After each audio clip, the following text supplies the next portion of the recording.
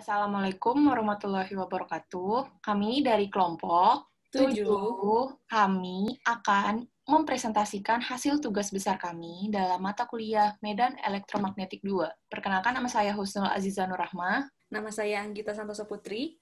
Nama saya Stella Bella. Nama saya Sita Erviah. Dan selamat menyaksikan. Metode penyelesaian tugas besar ini adalah sebagai berikut. Pertama, identifikasi masalah. Kedua, studi literatur. Kemudian dihasilkan solusi 1 dan solusi 2. Dan terakhir adalah kesimpulan. Pertama adalah identifikasi masalah. Dari grafik parameter S11 ini, ditunjukkan bahwa nilai return loss pada 4,9 sampai 5,2 GB masih di atas minus 10. Artinya, FSWR pasti lebih dari 2. Bagaimana solusinya?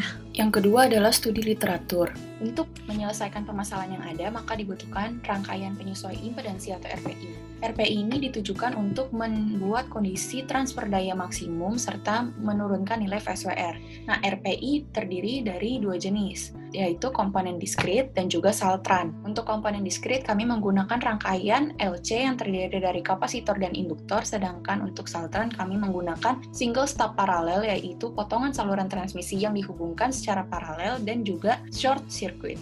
Solusi yang pertama adalah stub paralel tunggal dengan menggunakan jenis kabel koaksial RG8AU dengan kecepatan propagasi 0,659 kali kecepatan cahaya dengan beban 50 ohm.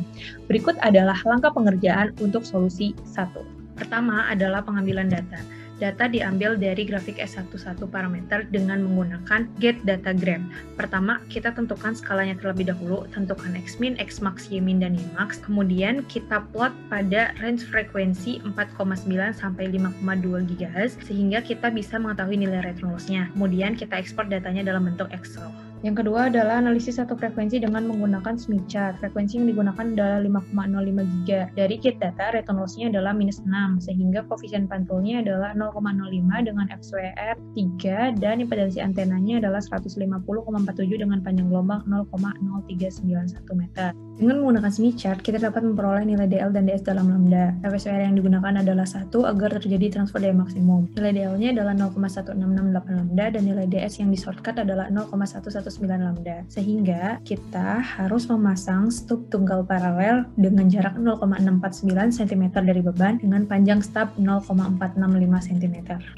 Untuk memverifikasi rangkaian, dilakukan sampling di range frekuensi 4,9 hingga 5,2 GHz. Sampling dilakukan sebanyak 100 kali menggunakan aplikasi Smith dengan ZL yang berbeda dengan frekuensi kerjanya. Berikut demo pengerjaan sampling. Step ini dilakukan untuk 99 sampling lainnya dan nilai VSWR akan diolah. Selanjutnya, untuk pengolahan data digunakan Excel untuk memplot grafik VSWR. Yang pertama adalah kita menghitung ZL dengan data return loss dari get data. Selanjutnya adalah menghitung lambda dengan rumus di bawah ini. Yang ketiga adalah mencatat nilai VSWR, dan yang terakhir adalah memplot grafik VSWR. Ini adalah data ZL, ini adalah data untuk perhitungan lambda, ini adalah pencatatan nilai VSWR, dan yang terakhir adalah grafik VSWR. Dari grafik ini kita dapat menentukan bahwa stub dapat digunakan pada frekuensi kerja kita. Kemudian untuk solusi 2 dengan RPI 2 elemen diskrit konfigurasi L dengan spesifikasi yang dipelajari soal seperti berikut dan langkah-langkahnya seperti berikut.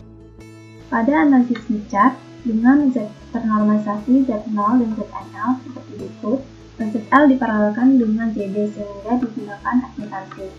JNL diputar pada resistansi konstan hingga memotong duplicate circle pada titik A dan YB untuk menentukan nilai JB.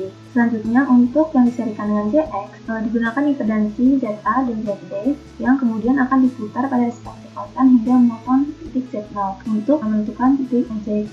Berikut merupakan nilai JB dan JX yang diperoleh. Dan terdapat dua kemungkinan rangkaian, yaitu rangkaian dengan kapasitor yang diparalelkan dan rangkaian dengan induktor yang diparalelkan. Setelah didapatkan besaran kapasitor dan induktor, melalui proses perhitungan dilakukan proses pencarian besaran-besaran tersebut yang ada di pasaran, dan hasilnya adalah sebagai berikut ini. Lalu dilakukan proses pengecekan besaran-besaran tersebut terhadap rangkaian menggunakan aplikasi Smith. Untuk rangkaian yang pertama didapatkan VSWR sebesar 1,02, dan untuk rangkaian kedua didapatkan VSWR sebesar 1,2. Sehingga dapat disimpulkan, rangkaian LHC yang digunakan adalah rangkaian yang pertama karena pada rangkaian ini menghasilkan VSWR yang lebih kecil. Selanjutnya dilakukan sampling 100 sampel menggunakan aplikasi Smith dengan ZL untuk frekuensi yang berbeda, dan berikut ini merupakan demo untuk frekuensi 4,9 GHz. Ditentukan titiknya untuk mendapatkan VSWR-nya, yaitu didapatkan 1,09 dan nilainya dicatat Lalu dilakukan pengulangan sampling untuk 99 sampel yang lainnya.